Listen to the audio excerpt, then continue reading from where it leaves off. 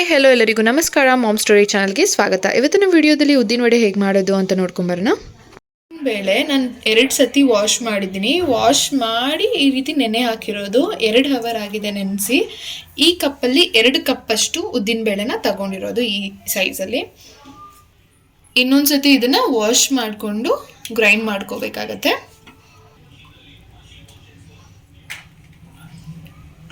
ಚೆನ್ನಾಗಿ ವಾಶ್ ಮಾಡ್ಕೊಳ್ಬೇಕಾಗತ್ತೆ. ಒಂದು 2-3 ಸತಿ ವಾಶ್ ಮಾಡಿಕೊಂಡ್ರೆ ಇನ್ನು 1 ಸತಿ ವಾಶ್ ಮಾಡ್ಕೊಬೇಕಷ್ಟೆ. ಒಂದು ಚೂರು ನೀರು ಹಾಕದೇ ರುಬ್ಕೊಳ್ಬೇಕಾಗತ್ತೆ. ನಿಮಗೆ ಏನಾದರೂ ನೀರು ಸ್ವಲ್ಪ ಬೇಕಂದರೆ 1 ಸ್ಪೂನ್ ಅಥವಾ 2 ಸ್ಪೂನ್ ನೀರನ್ನ ಬಳಸಿ ಇದನ್ನು ನುಣ್ಣಗೆ ರುಬ್ಕೊಳ್ಬೇಕಾಗತ್ತೆ.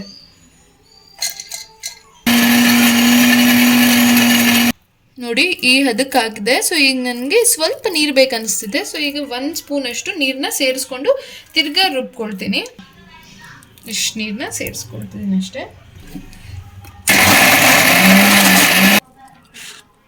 ಸೊ ನೋಡ್ತಿದ್ದೀರಲ್ವ, ಈ ರೀತಿ ರುಬ್ಕೋಬೇಕಾಗತ್ತೆ. ಈ ರೀತಿ ಉಂಡೆ ಕಟ್ಟಕ್ಕೆ ನಿಮಗೆ ಈಸಿ ಆಗಬೇಕು, ತುಂಬ ತೆಳುವು ಕೂಡ ಆಗಬಾರ್ದು.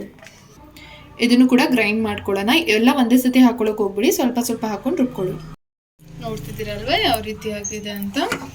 ಸೊ ಈಗ ಇದಕ್ಕೆ ಉಪ್ಪು ರುಚಿಗೆ ತಕ್ಕಷ್ಟು, ನಾನಿಲ್ಲಿ ಅರ್ಧ ಟೇಬಲ್ ಸ್ಪೂನ್ ಅಷ್ಟು ಹಾಕೊಳ್ತಿದ್ದೀನಿ. ಉಪ್ಪು ಜಾಸ್ತಿ ಆದರೆ ಚೆನ್ನಾಗಿರಲ್ಲ, ಸೊ ನೋಡ್ಕೊಂಡು ಹಾಕ್ಕೊಳ್ಳಿ.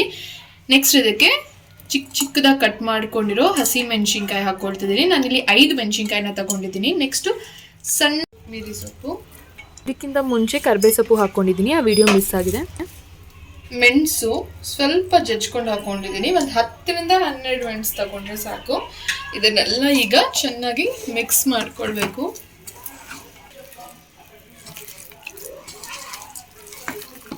ಇದಕ್ಕೆ ನೀವು ಅಡಿಷ್ನಲ್ ಆಗಿ ಬೇಕಂದರೆ ಕೊಬ್ಬರಿ ಸಣ್ಣದಾಗಿ ಕಟ್ ಮಾಡ್ಕೊಂಡು ಹಾಕ್ಕೊಳ್ಬೋದು. ಮತ್ತು ಶುಂಠಿ ಕೂಡ ಚಿಕ್ಕದಾಗಿ ಕಟ್ ಮಾಡ್ಕೊಂಡು ಹಾಕ್ಕೊಂಡ್ರೆ ಇನ್ನೂ ಟೇಸ್ಟ್ ಚೆನ್ನಾಗಿರುತ್ತೆ. ಇಷ್ಟ ಆದರೆ ಹಾಕ್ಕೊಳ್ಳಿ.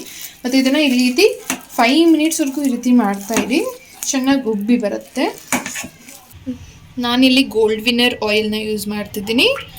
ಫ್ರೈ ಮಾಡೋದಕ್ಕೆ ಎಷ್ಟು ಆಯಿಲ್ ಬೇಕೋ ಅಷ್ಟನ್ನು ಹಾಕ್ಕೊಳ್ಬೋದು, ನನಗೆ ಇಷ್ಟು ಸಾಕು. ಈ ರೀತಿ ಡಿಪ್ ಮಾಡ್ಕೊಳ್ಳಿ ಯಾವುದಾದ್ರೂ ಒಂದು ಸ್ಪೂನ್ನ. ಸೊ ಈಗ ಇದು ಏನು ಹಿಟ್ಟಿದೆ ಇದು ನಿಮಗೆ ಎಷ್ಟು ಸೈಜ್ ಬೇಕು ಇಷ್ಟು ಉಂಡೆ ಕಟ್ಟರೆ ಸಾಕು. ಸೊ ಇದ್ರ ಮೇಲೆ ಹಾಕ್ಕೊಂಡು ಸ್ವಲ್ಪ ನೀರಿನ ಕೈ ಮಾಡಿಕೊಂಡು ಈ ರೀತಿ ಮಿಡ್ಲಲ್ಲಿ ಹೋಲ್ ಥರ ಮಾಡ್ಕೊಳ್ಳಿ. ನೋಡ್ತಿದ್ದೀರಲ್ವ, ಉದ್ದಿನ ವಡೆ ರೆಡಿಯಾಗಿದೆ. ಸೊ ಇದನ್ನು ಈ ರೀತಿ ಮಾಡ್ಕೊಳ್ಳಿ, ಎತ್ತಿ ಬರುತ್ತೆ. ನೋಡಿದ್ರ ಉದ್ದಿನ ವಡೆ ಈ ರೀತಿ ಬಿಟ್ಕೊಡೋಣ. ಕಮ್ಮಿ ಫ್ಲೇಮಲ್ಲಿ ಇಟ್ಕೊಳ್ಳಿ, ಚೆನ್ನಾಗಿ ಕಾದಿರಬೇಕು ಎಣ್ಣೆ. ಇದ್ದೀರಲ್ವಾ, ಎಣ್ಣೆ ಚೆನ್ನಾಗಿ ಕಾದಿದ್ರೆ ಈ ರೀತಿ ಬಬಲ್ಸ್ ಬರುತ್ತೆ.